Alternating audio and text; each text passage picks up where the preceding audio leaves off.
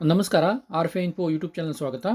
ಈ ವಿಡಿಯೋದಲ್ಲಿ ಪ್ರಾಥಮಿಕ ಮತ್ತು ಪ್ರೌಢಶಾಲಾ ಶಿಕ್ಷಕರ ನೇಮಕಾತಿಗೆ ಸಂಬಂಧಪಟ್ಟಂತೆ, ಅದರಲ್ಲೂ ವಿಶೇಷವಾಗಿ ಅನುದಾನಿತ ಶಾಲೆಗಳಲ್ಲಿ, ಎಡೆಡ್ ಕಾಲೇಜು, ಎಡೆಡ್ ಹೈಸ್ಕೂಲ್ ಮತ್ತು ಎಡೆಡ್ ಪ್ರೈಮರಿ ಸ್ಕೂಲ್ಗಳಲ್ಲಿ ಖಾಲಿ ಇರುವಂಥ ಹುದ್ದೆಗಳ ವಿವರವನ್ನು ಈ ವಿಡಿಯೋದಲ್ಲಿ ಡೀಟೇಲ್ ಆಗಿ ಹೇಳ್ತಾ ಬರ್ತಿದ್ದಂತೆ.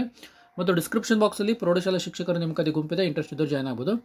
ಆದಮೇಲೆ ಪ್ರಶ್ನೋತ್ತರ ವೇಳೆಯಲ್ಲಿ ಏನು ಅನುದಾನಿತ ಪ್ರಾಥಮಿಕ ಮತ್ತು ಪ್ರೌಢಶಾಲೆಗಳಿಗೆ ಸಂಬಂಧಪಟ್ಟಂತೆ ಪ್ರಶ್ನೆಯನ್ನು ಕೇಳಿತ್ತು, ಅದರಲ್ಲಿ ಅವರು ಡೀಟೇಲ್ ಆಗಿ ಹೇಳ್ತಾ ಬರ್ತಾರೆ. ಇಲ್ಲಿ ಪ್ರಶ್ನೆ ಒಂದನೇ ಪ್ರಶ್ನೆ ಏನಾಗಿತ್ತು ಅಂತಂದರೆ, ನಮ್ಮ ರಾಜ್ಯದಲ್ಲಿ ಅದರಲ್ಲೂ ಖಾಸಗಿ ಅನುದಾನಿತ ಪ್ರಾಥಮಿಕ ಮತ್ತು ಪ್ರೌಢಶಾಲೆಗಳಲ್ಲಿ, ಇಲ್ಲಿ ಕಾಲೇಜ್ ಇದೆ, ಕಾಲೇಜನ್ನು ನಾನು ಈ ವಿಡಿಯೋದಲ್ಲಿ ಹೇಳೋದಿಲ್ಲ. ಪ್ರಾಥಮಿಕ ಮತ್ತು ಪ್ರೌಢಶಾಲೆಗಳಲ್ಲಿ 2015 ನಂತರ ಕೆಲವೊಂದಿಷ್ಟು ಹುದ್ದೆಗಳು ಖಾಲಿ ಇದೆ, ಅದು ನಿಮ್ಮ ಗಮನಕ್ಕೆ ಬಂದಿದೆಯಾ ಅಂತ ಒಂದು ಪ್ರಶ್ನೆ ಕೇಳ್ತಾರೆ. ಅದಕ್ಕೆ ಸರ್ಕಾರದವ್ರು ಹೇಳ್ತಾರೆ, ಹೌದು ಗಮನಕ್ಕೆ ಬಂದಿದೆ ಅಂತ ಕೇಳ್ತಾರೆ.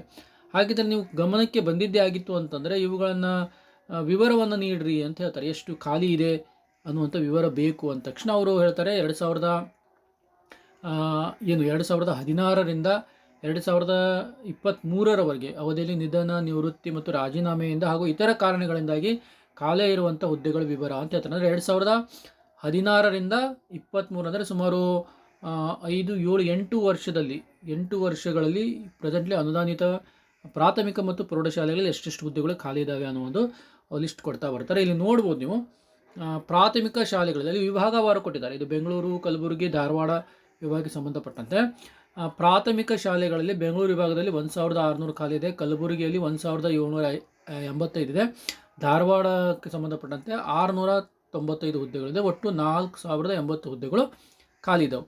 ಪ್ರೌಢಶಾಲೆಗೆ ಸಂಬಂಧಪಟ್ಟಂತೆ ಬೆಂಗಳೂರು ವಿಭಾಗದಲ್ಲಿ 4660 ಇದೆ, ಕಲಬುರಗಿ ವಿಭಾಗಕ್ಕೆ ಸಂಬಂಧಪಟ್ಟಂತೆ 642 ಇದೆ, ಧಾರವಾಡಕ್ಕೆ ಸಂಬಂಧಪಟ್ಟಂತೆ 2395, ಒಟ್ಟು 7697 ಏನು ಹುದ್ದೆಗಳಿದ್ದಾವಲ್ಲ, ಇದು ಪ್ರೌಢಶಾಲಾ ಮತ್ತು ಪ್ರೌಢಶಾಲೆಗೆ ಸಂಬಂಧಪಟ್ಟಂತೆ.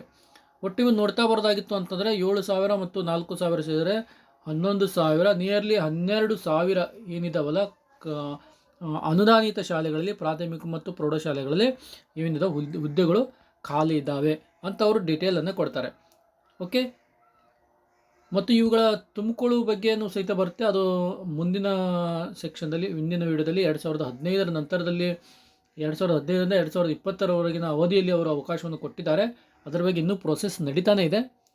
ಅದನ್ನು ನಾನು ಇನ್ ಫ್ಯೂಚರ್ ನಾನು ನಿಮಗೆ ಡೀಟೇಲ್ ಆಗಿ ಹೇಳ್ತಾ ಬರ್ತೇನೆ. ಒಟ್ಟಾರೆಯಾಗಿ ಸುಮಾರು 12,000 ಏನು ಅನುದಾನಿತ ಶಾಲೆಗಳಲ್ಲಿ, ಪ್ರಾಥಮಿಕ ಪ್ರೌಢಶಾಲೆಗಳಲ್ಲಿ ಹುದ್ದೆಗಳು ಖಾಲಿ ಇದ್ದಾವೆ. ಅದರಲ್ಲಿ ಪ್ರೌಢಶಾಲೆಗಳಲ್ಲಿ ಅತಿ ಹೆಚ್ಚು ಅಂದರೆ 7600 ಅಂದರೆ 7,500 ಹುದ್ದೆಗಳು ಖಾಲಿ ಇದ್ದಾವೆ. Okay, thank you.